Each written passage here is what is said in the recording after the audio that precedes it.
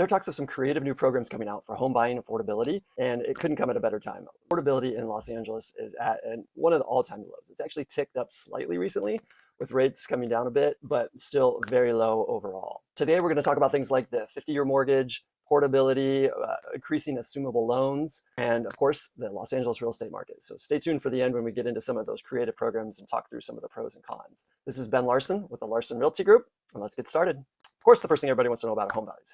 What's my home doing right now? Is it going up, going down? And in the city of LA, surprisingly, even with everything we've had going on, we've seen about a year and a half of incremental price increases. And this is average sales price. And when you're talking about LA, it's a big city. There's a lot of sales happening. So this isn't a fluke, like, some big sales happened here and it skewed the numbers. They actually have gone up a good amount. Since this time last year, we've actually seen a 6% increase in sale price. So it's not what we were seeing back in the pandemic, but that's a pretty sizable jump for considering that we've been in a fairly slow market from what everybody assumes and everybody's talking about. But now let's see what else is happening in some of the other stats. Pretty consistent when we look over at stats like closed sales, pending sales, new listings hitting the market, current listings that are on the market.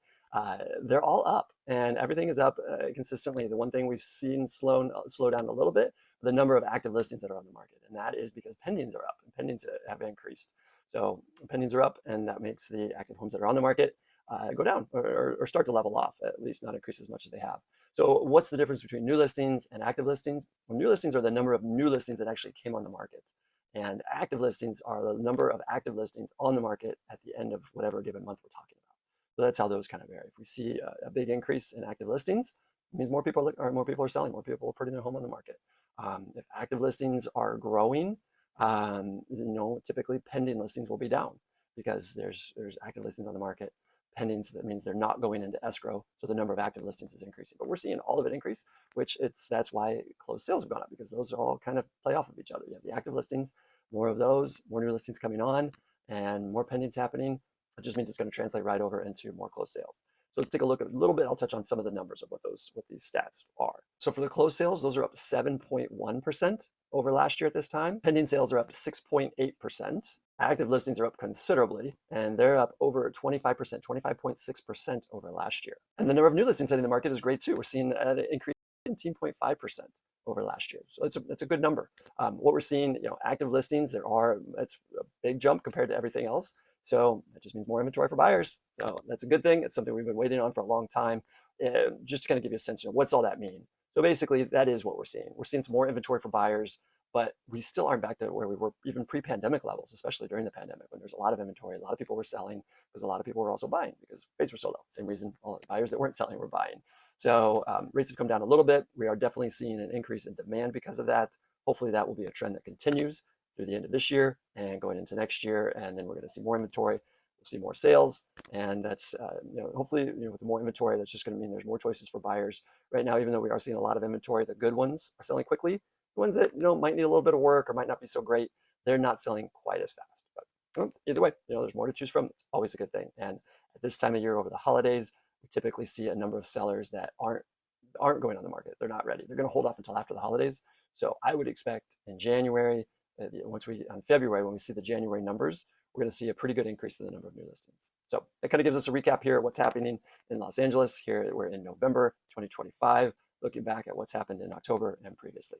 And now let's get into, I said I was going to talk a little bit about some of the creative financing options that are out there. So three things I want to talk about real quick. One's a 50-year mortgage, one is portability, and the other is more assumable loans. So the 50-year mortgage, there's a lot of talk about this right now, and there's definitely pros and cons, and it's not a one-size-fits-all. It's not going to save everybody, but there are certain situations where it can apply. The downside of it is you're going to pay a lot more interest if you're in it for 50 years as opposed to 30 years.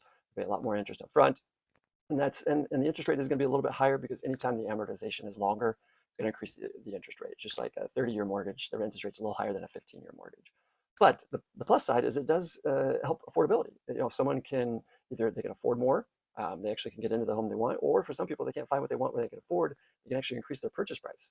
So for some, it's going to make their monthly payment a little bit lower. Others, it's going to keep that payment the same, but it's going to allow them to buy something a little bit higher.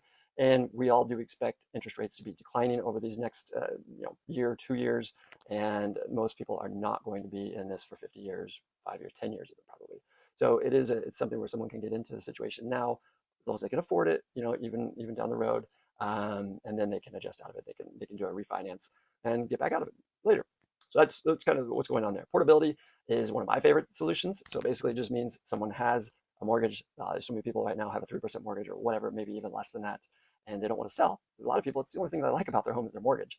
And they do want to sell, they want to move on, but they just don't want to give up that 3% interest rate. So this is a great solution for them. They actually can port, means take it with them to their next property.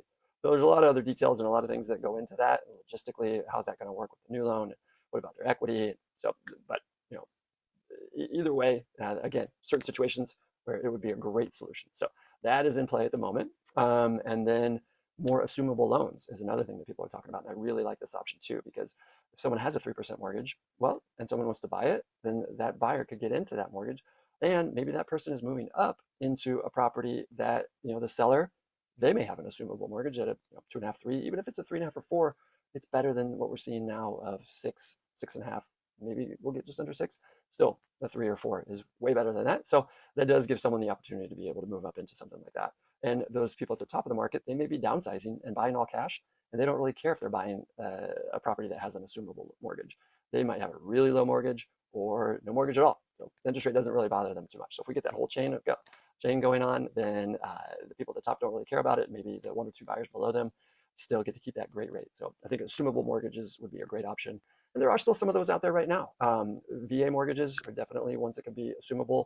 There are ways we can find some of those. So if you have any interest in that, seeing maybe what's out there, let me know. We can talk a little bit about that and see if there's any homes that may be available that fit that, or we can actually send letters to properties that have those mortgages to help try to find you something.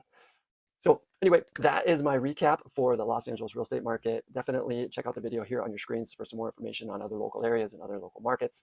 And this is Ben Larson with the Larson Realty Group. Thanks a lot for joining me, and we'll catch you next time.